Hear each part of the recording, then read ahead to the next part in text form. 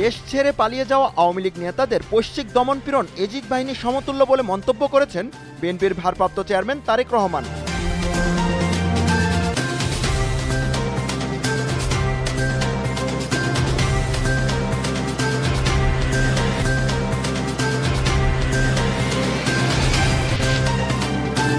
ব্যাংকে সাধারণ জনগণের গচ্ছিত অর্থ ফেরত দেওয়ার ব্যাপারে সরকার দৃঢ় অঙ্গীকারবদ্ধ, এমনটি জানিয়েছেন অর্থ উপদেষ্টা ডক্টর সালেউদ্দিন আহমেদ।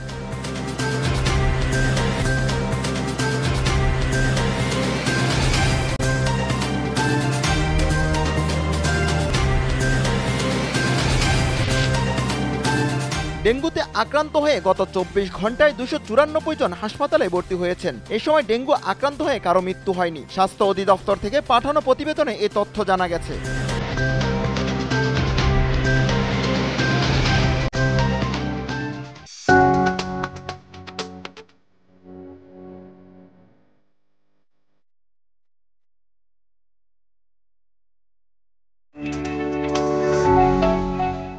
সৌদি আরব থেকে আসা বিমান বাংলাদেশের একটি ফ্লাইট চট্টগ্রাম শাহ আমানত আন্তর্জাতিক বিমানবন্দরে অবতরণের সময় যান্ত্রিক ত্রুটির কারণে রানওয়েতে আটকে যায়।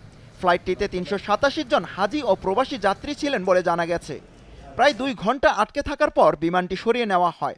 এতে করে একটি আন্তর্জাতিক এবং 3টি অভ্যন্তরীণ ফ্লাইটের সময়সূচিতে বিলম্ব ঘটে। বড় কোনো দুর্ঘটনা না ঘটায় যাত্রীরা স্বস্তি প্রকাশ করেন। ঘটনার তদন্ত শুরু হয়েছে বলে জানিয়েছে বিমানবন্দর কর্তৃপক্ষ।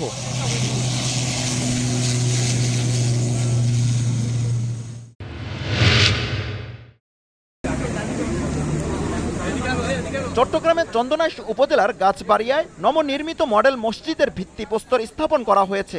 এতে প্রধান অতিথি হিসেবে উপস্থিত ছিলেন ধর্ম মন্ত্রণালয়ের উপদেষ্টা আফম খালিদ হোসেন।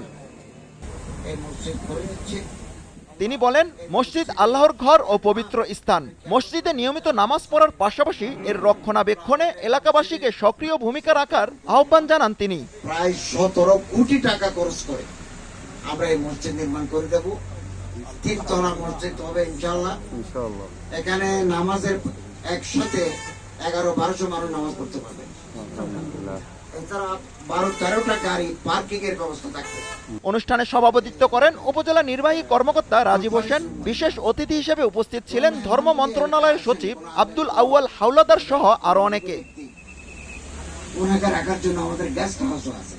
যারা অন্ধ, পঙ্গু, ক্রিপল, অটিস্টিক তাদের জন্য নামাজেরও আলাদা ব্যবস্থা আছে, লাইব্রেরি আছে, বইও আপনারা কিনতে পারবেন, পড়তেও পারবেন, কিনতেও পারবেন। না, ওটা আসলে ধরে একটা কাজ দিয়েছেন স্যার। চট্টগ্রাম চিড়িয়াখানায় অজগরের ডিম থেকে ষষ্ঠবারের মতো কৃত্রিম উপায় ফোটানো 33টি অজগরের ছানা চট্টগ্রামের ফটিকছড়ি জঙ্গলে ছাড়া হয়েছে। শুক্রবার বিকেলে চট্টগ্রাম জেলা প্রশাসক ও চট্টগ্রাম চিড়িয়াখানার নির্বাহী কমিটির সভাপতির অনুমতিক্রমে হাজারেকিল সংরক্ষিত বন্যপ্রাণী অভয়ারণ্যে অজগরের ছানাগুলো ছেড়ে দেওয়া হয়।